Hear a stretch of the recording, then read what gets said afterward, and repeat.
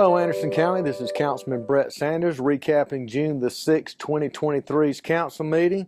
Looked like a lot on the agenda, but it moved through fairly quickly. I'll hit some of our highlights. We did have a proclamation tonight to recognize June the 11th as Race Amity Day, and that was just to show that Anderson County is a diverse county and promotes everyone working in unity and getting along and moving the county forward in a positive light. So I was glad to be able to read that proclamation tonight. We had a presentation from Mr. Matt Hogan on our roads, and it was a company that had came in, and it was called RAS, R-A-S, and they call it RAS, but they came in with a special vehicle or van that has, I forget, 40,000 sensors, 360 view, sensors in the front, so allows them to see right-of-ways. And what they did, they drove over 100 miles in District 6's area.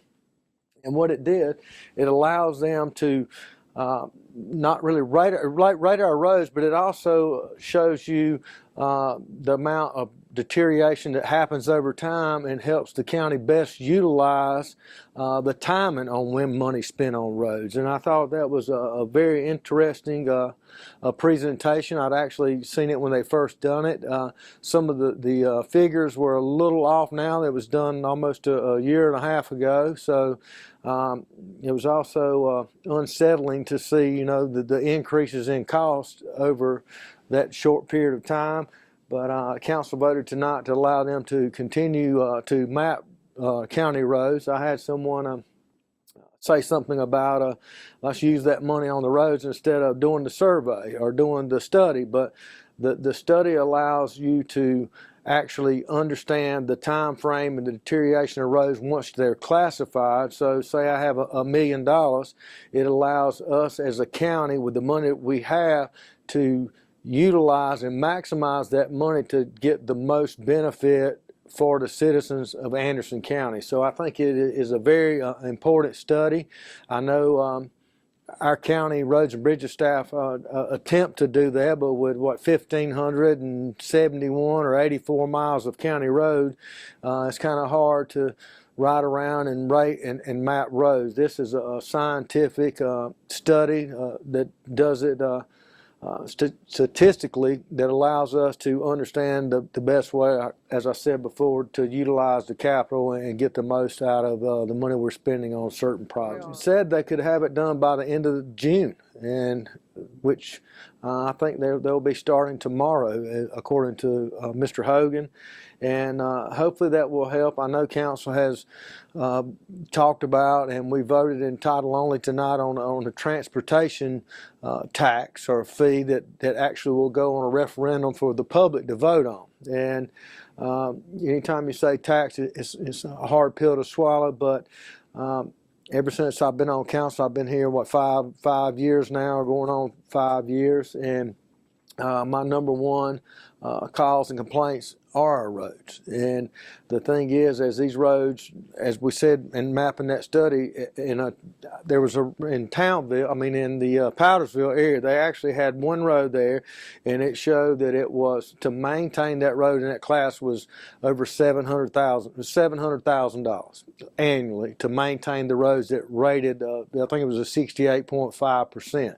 Well, if you wait, I think it was 2 years, 2 years later, that same road cost you over $871,000. So it is a problem that I don't know how the county is going to adjust. I mean, you can't. I'm not going to raise taxes at that kind of level. That's something that shouldn't be. I mean, you cut back the spending, but there's things that it's growing exponentially. There isn't a tax, I don't think, or increase, or the counties couldn't raise taxes high enough to cover our roads. And I forgot the exact number, and Greg, you may remember, they classify our roads as an asset, and it was what, $837 million asset that the county owns. And like any other asset, it's an investment, and you've got to take care of it and protect it and invest in it. I think they also discussed at one time the vehicle registration fee, and all that's going to do is really just upset a lot of people, and there's not going to be enough money there to make a significant, not even really make a dent into the problem. And it's a major problem. As I said, it's growing exponentially.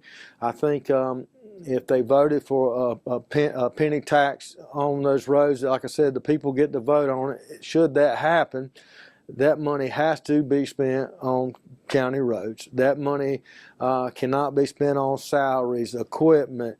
It goes on roads, safety, ditches, bridges. Our bridge system, we know that we've got a lot of bridges that need addressing, and it's something that is also monitored by the state. That money has to be spent, and in order to support something like that and to vote for, I want to see transparency. I want to know where that money's going.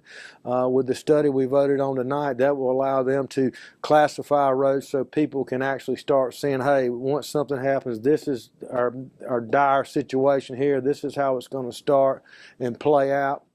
But I do think the key to it is to educate people on it, give them the proper information, and plus also on that study it shows, and I've been from other sources as well on that deal, it would be 35 to 40%. 35 to 40% of the money raised under that situation will be out of county and out of state people. And if you can give me a 30 or 40% discount on some paving, I'm happy. And the other thing about that is that money also, if you really think about, any other way, a tax increase or a vehicle fee, it's only the people in Anderson County that's paying it, and it's only property owners that's paying it. Under a penny tax, it would be everyone out and about and actually using it. So I think it would be a way for everyone to pay their fair share. Like I said, it's got to be spelled out and got to be transparent, and I hope to see us get some committees formed and sit down and get a better, I've got a good understanding. I think council has a good understanding. We realize, hey, this is a problem that, every year you neglect it, it's growing at a greater rate, and it's going to get to the point, from what I see, the next generation, the generation before that, they're going to get hit so hard. And, we've got a great county.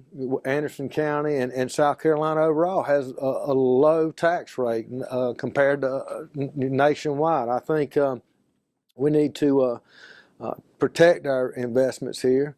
We need to share in the burden on some of these things. And I think seeing a lot of that burden being paid for by out of county and out of state travelers coming in, I think it's going to maybe soften the blow. But I hope to see other opportunities or ways to do it. I'm a finance guy. I love numbers. You start looking at the numbers, and this thing, it can be too far gone. It can get there in a very short time. And then I know a lot of people that I talk to, they get frustrated. You have a crumbling road, a road that's pretty much a failure road, and then you'll see a county out here and they're paving a road that's really, you look and you go, well, that's really not that bad a road. Why ain't they paving this road? But, those crumbling roads cost over $1 million a mile to pave 1 mile of road. Everything has to be done. So you have this road, it's a decent road.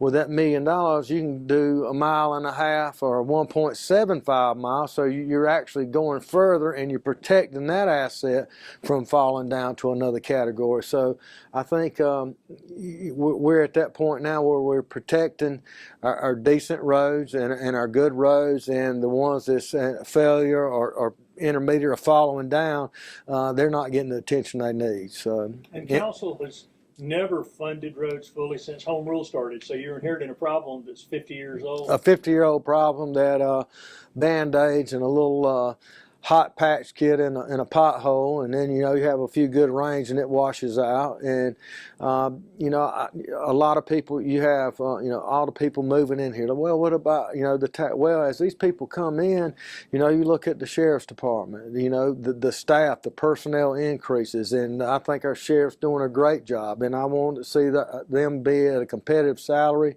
to where we're not losing well-trained officers to other counties. So you got to be competitive there, and as more people come in, more expenditures are going out. Look at your landfill and your solid waste department, infrastructure on sewers, putting capacity, or not really putting capacity, but increasing capacity and putting burdens and strains on infrastructure that has to be replaced. So I mean, it's a fine balance, and I'm just glad to be here in Anderson County. I love it. I think it's the greatest place in the world. I hope other people feel the same way I do about it, and I'd like to see people take pride in it and want to invest. And I'm a firm believer in I don't like spending money on depreciating asset, but I like to look at things as an investment in the future. And when you got a $800-something million asset, I think it needs to be invested in and protected. Also tonight, we can keep moving on. We had a little deal up in my district, up in Townville at the Fork precinct, and it was they had got the proper signatures to try and implement zoning up there. So it will be on a referendum for the citizens up there to vote on. I think zoning will add an extra layer of protection to them, because it doesn't only go unzoned areas. The planning commission, they make the decision, and that's really out of county council's hands. So at least in a zoned area, it will come before council, and not only just me, but since that's been in my district, I can be held accountable, and I think other council people in their district as well. I want to commend them on their hard work of getting out and raising the signatures. Wish them the best of luck there. Also, we had Josh from our emergency services. They just completed a Anderson Oconee mitigation plan for public safety. It's required by the state, and should you have some tornado or something like that come in, a nuclear plant, I mean, there's a lot of things, or what that will do, I mean, you have to have that plan, and the better plan that you have in place, the greater the funding that could come through from federal funding or state funding in an emergency situation. So I want to thank them. I think they've done the entire study with part-time help on some grant money, so it didn't cost the taxpayers locally here. Grant money is taxpayer money, and I'm glad to see that it wasn't spent down at the port somewhere, that some of that money is being spent in Anderson County. And speaking on that, I think there was over, Miss Wilson presented from her COG meeting, I think there was over $90 million in grants in Anderson County. I think that was it shows the type of administration we have here, the type of personnel we have in place to get out and seek and fight for these grants. So hats off to them for doing a great job. Also tonight, I'm happy to announce that the town of Pendleton had sent in a request or a memorandum of understanding, and that we voted on tonight.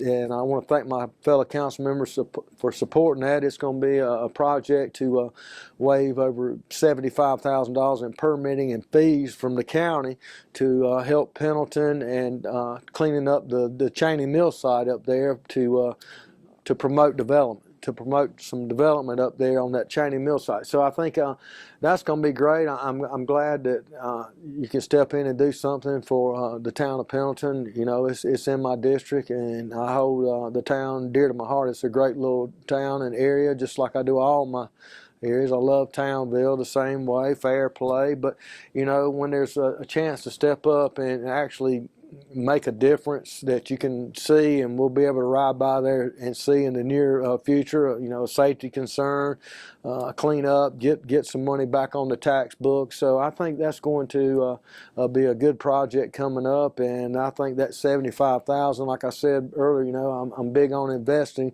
A $75,000 investment on some permitting and fees from the county to allow, you know, a project to move ahead and develop to bring in over, you know, millions over the next 5 or 6 years. That's not bringing in anything now. So I'm glad to see we can invest in our small towns and municipalities and play a part in that. So overall, that was pretty much it tonight. Just thank you for listening, and thanks for giving me the opportunity to serve.